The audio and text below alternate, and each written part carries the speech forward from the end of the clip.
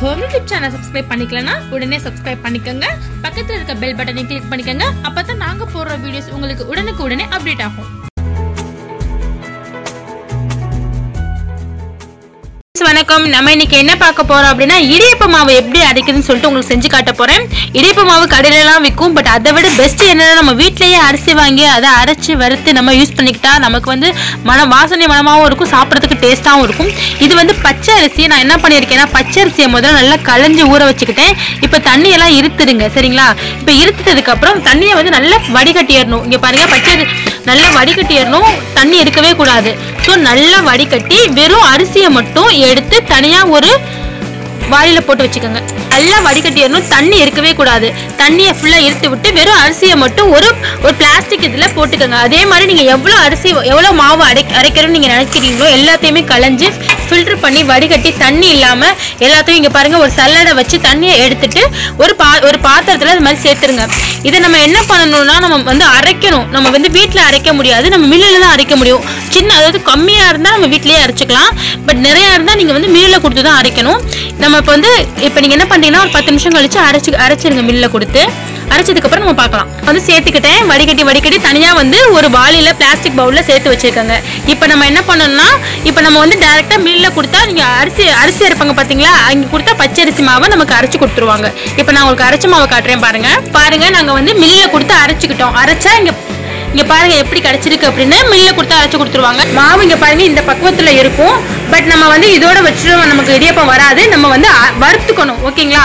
நீங்க பெரிய வாணலி அடுப்புல வச்சு இங்க பாருங்க இது மாதிரி பெரிய இதா இருக்கணும், வெசலா இருக்கணும். அடுப்புல வச்சு அந்த மாவை அந்த மில்லில இருந்து எடுத்துட்டு வந்த மாவை இது மாதிரி அரைச்சிக்கங்க. அதாவது கருக விடாம கீழே அடிப்பிடிக்க விடாம அழகா வந்து இது மாதிரி நல்ல இந்த பக்குவத்துல வறுத்துக்கணும். ஓகேங்களா? மாவு வந்து இப்படி நம்ம வறுக்க அழகா ஷைனிங்கா வந்து துள்ளும், அந்த அளவுக்கு நம்ம வறுத்துக்கணும். இங்க பாத்தீங்களா? இப்போ வந்து நான் கிட்டத்தட்ட ஒரு 10 நிமிஷம் ஆகும். நீங்க வச்சிருக்க குவான்டிட்டியை பொறுத்து கூடுதலா இருந்தா கொஞ்சம் கூட நேரம் ஆகும். இப்போ இதுல வந்து ஒரு 2 கிலோ மாவு இருக்கும். இதை நான் வந்து ஒரு 10 நிமிஷம் நல்லா வறுத்துக்கிட்டேன். இப்போ வந்து நமக்கு வறுத்தாச்சு, நம்ம அடுப்பை ஆஃப் பண்ணிடலாம். இங்க பாருங்க மாவு வந்து ஷைனிங்கா இருக்கும். ஓகே, நம்ம அடுப்பை ஆஃப் பண்ணிடலாம். வியூவர்ஸ், நான் இப்போ வறுத்த மாவை வந்து என்ன பண்ணிக்கிட்டேன்னா வேற பவுலுக்கு ட்ரான்ஸ்ஃபர் பண்ணிக்கிட்டேன், வேற பாத்திரத்துக்கு. இங்க பாருங்க நமக்கு கிடைச்சிருக்கு. இப்போ இங்க பாருங்க நமக்கு கிடைச்சிருக்கு. இது என்ன பண்ணணும்னா நம்ம வந்து அதாவது சலிச்சுக்கணும். ஏன்னா சலிச்சு நம்ம லாஸ்டா எடுக்கிற மாவு தான் நம்ம வந்து இடியப்பத்துக்கு யூஸ் பண்ணிக்கலாம். இப்போ நமக்கு வறுத்தாச்சு மாவு, இப்போ நம்ம சலிச்சுக்குவோம். நான் உங்களுக்கு சலிக்கிறத காட்டுறேன் பாருங்க. ஓகே ஃப்ரெண்ட்ஸ், இங்க பாருங்க இது மாதிரி சல்லடை, அதாவது அரிசி மாவை சல்லடை பண்றதுக்கே சல்லடை இருக்கும், எல்லார் வீட்லயும் இருக்கும் மோஸ்ட்லி. இப்போ நம்ம சலிப்போம். மாவை எடுத்து இதுல கொட்டிக்கங்க. மாவை எடுத்து கொட்டிக்கங்க. இது மாதிரி நீங்க வச்சிருக்க எல்லாத்துக்கும் நம்ம சல்லடையில சலிச்சு எடுத்துக்கணும். இங்க பாருங்க, வேற எதுவுமே சேர்க்க தேவையில்லை. நம்ம பச்சரிசியை களைஞ்சு மிஷின்ல கொடுத்து அரைச்சு அதை வறுத்து இது மாதிரி சலிச்சுக்க வேண்டியதான். நமக்கு சலிச்சுக்கிட்டா நமக்கு இடியப்ப மாவு ரெடி ஆயிருச்சு.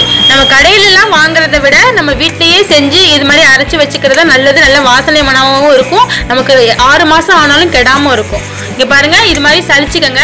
சலிச்சுக்கிட்டா இங்க பாருங்க மேல உள்ள இதெல்லாம் வந்துருச்சு. கீழே சலிக்காம போட்டா இப்படியே ஃபுல்லா மேல உள்ளது கட்டி விட்டு போய் கிடக்கு பாருங்களா, அதெல்லாம் கிடக்கும். ஸோ சலிச்சுக்கிட்டா இதெல்லாம் தனியா நமக்கு வந்துடும். நமக்கு மாவு எவ்வளவு அழகா கிடைச்சிருக்கு பாத்தீங்களா? இங்க பாருங்க இது இருக்கு பாத்தீங்களா? இதுக்கு எகைன் நீங்க என்ன பண்ணீங்கன்னா இது மாதிரி கிடைச்சிருக்கிறத எல்லாத்தையும் இந்த மாவை வந்து மிக்சியில போட்டு அரைச்சிக்கங்க. அரைச்சு திரும்ப சலிச்சுக்கங்க, சரிங்களா? இந்த கட்டி விட்டதெல்லாம் மிக்சியில போட்டு அரைச்சு திரும்ப சலிச்சு கொட்டிக்கங்க.